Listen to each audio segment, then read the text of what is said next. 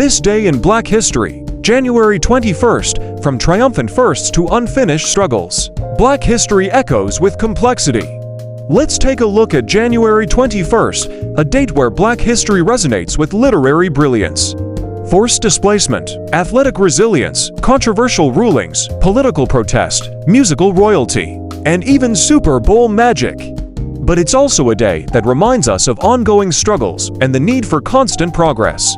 1773, Phillis Wheatley, a formerly enslaved woman, becomes the first published Black writer with her poetry collection.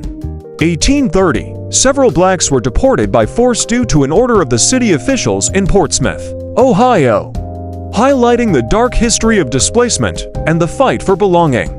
1933, Black tennis players defy racism by founding the American Bridge Association, due to players being excluded from most bridge events based on race, proving excellence even against discrimination.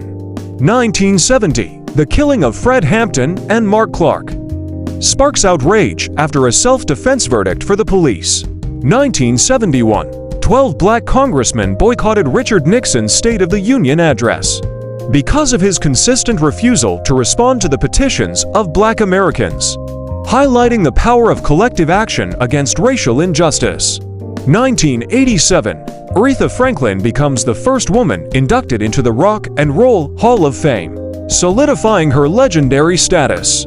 2007, Lovie Smith makes history as the first Black head coach to reach the Super Bowl, breaking barriers and paving the way for future generations.